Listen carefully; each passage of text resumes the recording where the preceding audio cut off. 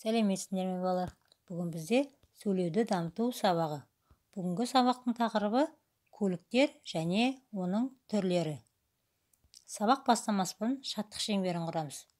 Қуанамын мен де, қуанасың сен де, қуанайық достарым арайлап атқан күнге. Балалар, бүгінгі сабақта біз көлік түрлерімен танысатын боламыз. Бізде көліктің жүретін жеріне қарай 3 түрі бар екен.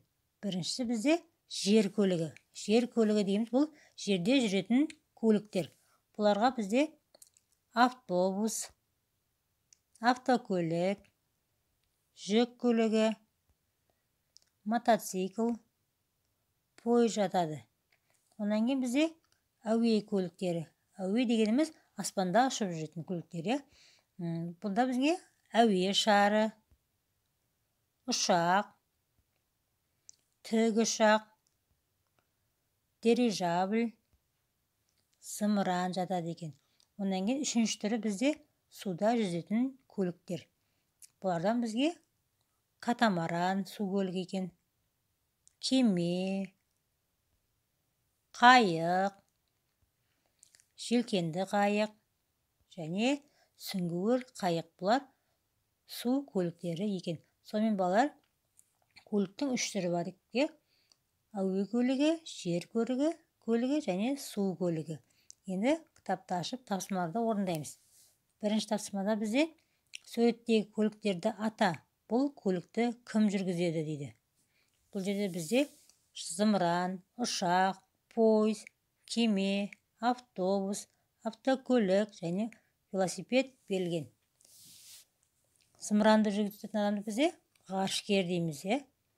Ұшақты ұшқыш жүргізеді, пойызды машинист жүргізеді, ал кемені капитан жүргізеді, пойызды, автобусты, машинаны, велосипедті жүргізуші жүргізеді екен.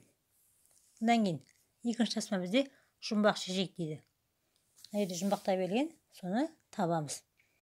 Төбесінде ебелек ұшады ол керемет. Бұл не, балалар? Табанында жолы бар, төбесінде қолы бар. Бұның жауабы не деп ойлайсыңдар?